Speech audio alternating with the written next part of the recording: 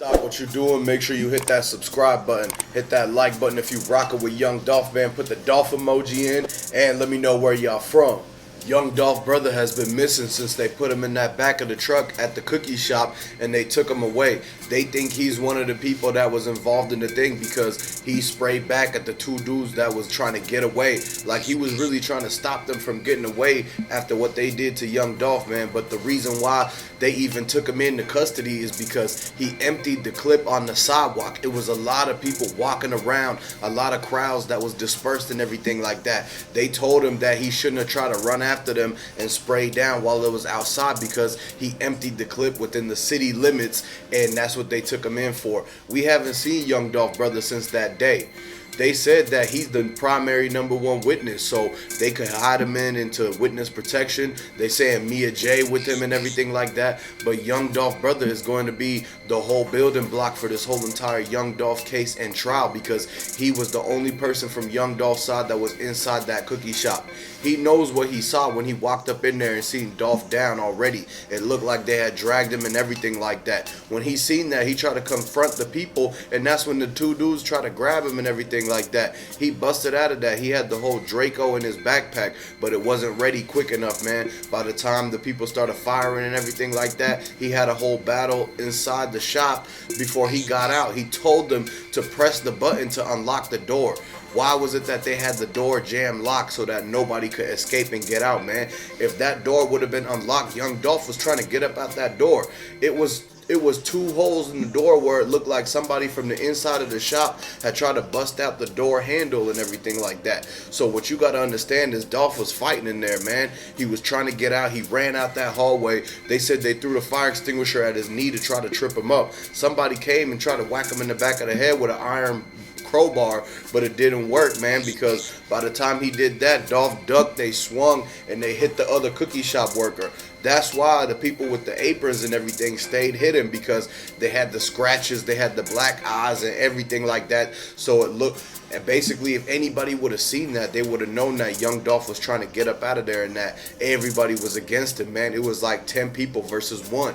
And then when Young Dolph brother walked in, he parked his car behind the cookie shop. This is why you never see Young Dolph brother car in the parking lot. He doesn't park in the parking lot. He knows that the cookie shop, the way you're supposed to enter, if you really know and were from that area, you go through the back if you have any business with the cookie shop. So that's what Young Dolph brother did, man. He parked up on the backside of Pecan. He walked through the grass, went right there by that fence where the two guys with the dreads was trying to run in between the cookie shop and the Family Dollar. When he walked through that back door, he knew something was going on because it was too quiet. Like it was like people were trying to hide and sweep things up as he was walking in. And then he was like, wait, why does everybody seem like they breathing hard and they just got done doing some type of battle in here or something like that? Then he knew something was different. He said, where's Dolph? Then they said, go to the front of the shop. Everybody stayed in the back. And then that's when they said, oh, somebody ran up and sprayed Dolph down. And he was like, what? And so this is the reason why they're trying to keep Young Dolph brother from coming out and telling the whole entire thing, because he's seen everything, man. They're going to be able to get this whole entire justice for Dolph as long as nothing happened to Young Dolph brother. And the thing is that they try to put a lot of charges on him because they have him on picture running in the sidewalk with the Draco.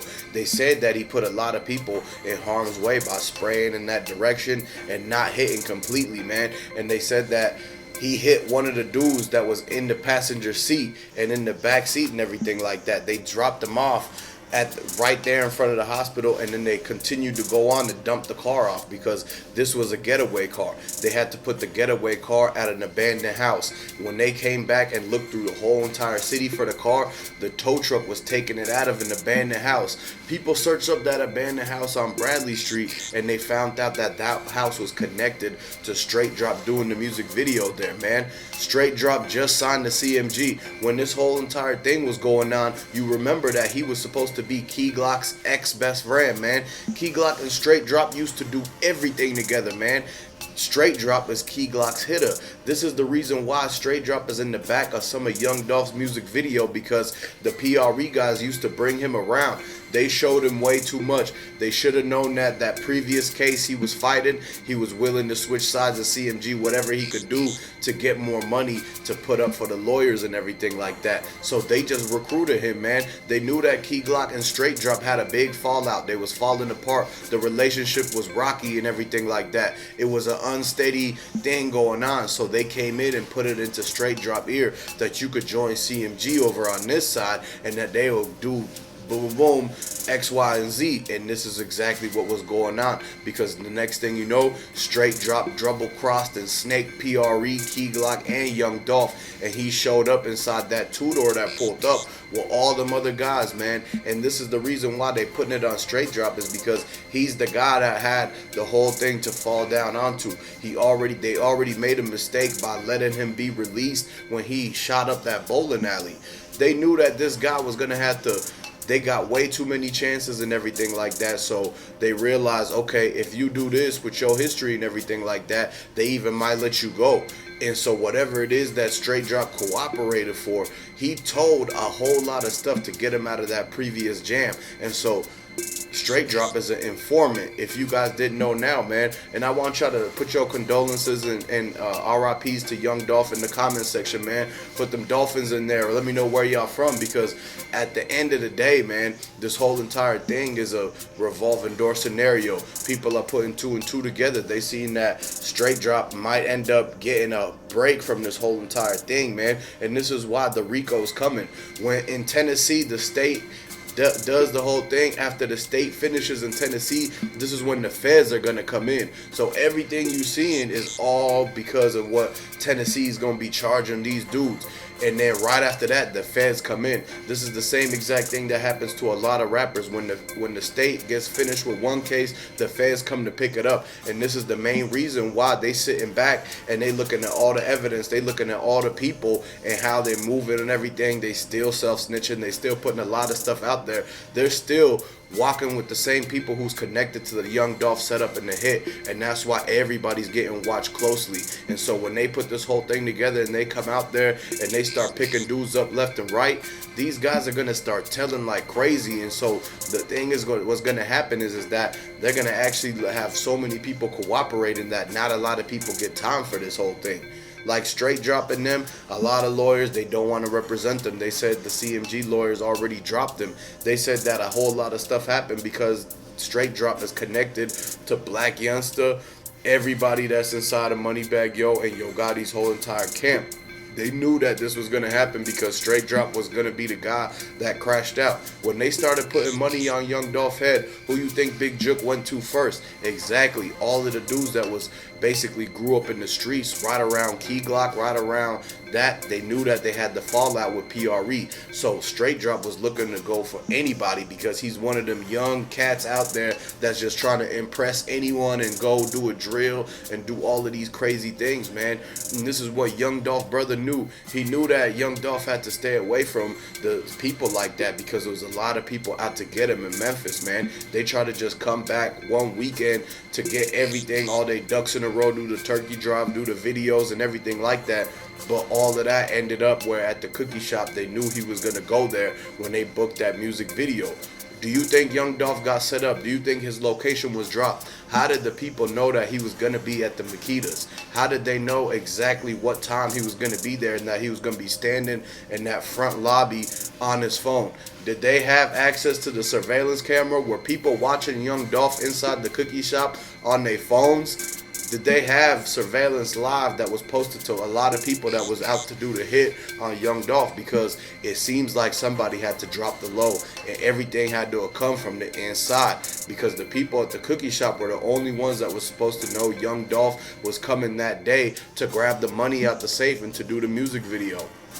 This is why a lot of people think that Young Dolph got set up, because there's no way that those two dudes and all of the dudes that did this had that much time to get all dressed up in the sweatpants and everything, masks, the hats, and then to grab the sticks and the straps to be riding around and then perfectly actually pull up at the exact time and place that Young Dolph happened to be at, man. They never showed you the video of Young Dolph's car parking in at that parking lot. He never pulls in forward. Young Dolph always parks his car back. He knows what to do, man. He has car shows and multiple collections of millions and millions of dollars of cars. He doesn't park his car and then have a 4-foot gap between him and the parking spot little brick thing. And so what you got to understand is that this is the reason why they don't want to show the video, because something is off about this whole entire situation, man. They said they're going to have the cookie shop people testify because the story changed too many times. What story is the cookie shop people going to stick with? Is Raven going to go out there and say that everything happened inside the shop like she said at first, and that the fact that Maurice was already there, man? Maurice Hill's Lincoln already had the temperature all the way up. Anybody that knows about old school cars, you would know that they have to warm them up. Why was the car already warmed up and pulled into the place, and then they trying to say that he showed up after the whole shooting happened? They said that he was ducking the things himself. He walked in and he said that the workers were still ducking behind the counter and that he could still hear the shots. So how could you hear the shots, see people ducking and everything like that, but then all of a sudden they try to change the story to say he came and showed up after all of that?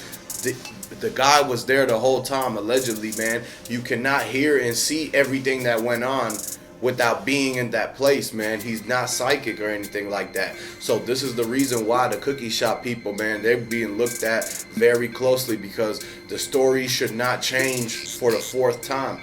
They have to stick with what they are saying, and the investigators already know that the exact timeline of how everything happened. So they try to tell them like, hey, you done messed up, I know you done messed up, right? It happened at 11:45 a.m.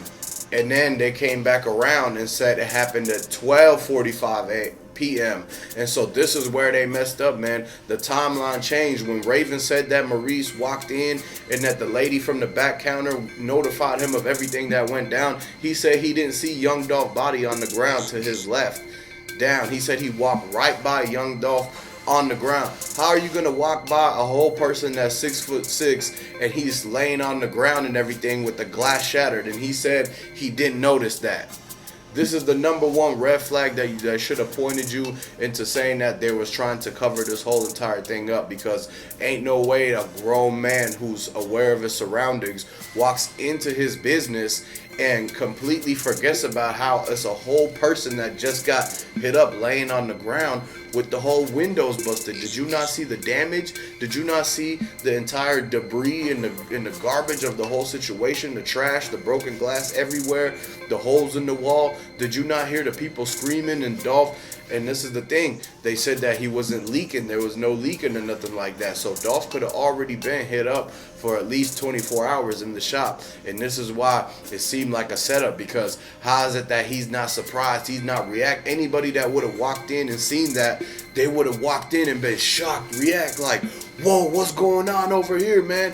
Like, we need to get him up. We need to do CPR. We need to call the folks and get the ambulance. But the reaction wasn't like that. They were not the ones who called for them. It was somebody else that was outside on the street, man. You got to understand, the cookie shop owner told us about the whole entire thing of what they involved in. They said that they've been doing this for a long time, and that's why they was trying to kick him out that cookie shop location and make the rent high. This is why Makedas Cookie Shop had to move to the downtown location. Everything was in the works. Something had to go down at that spot, and it went down, man. So subscribe for updates.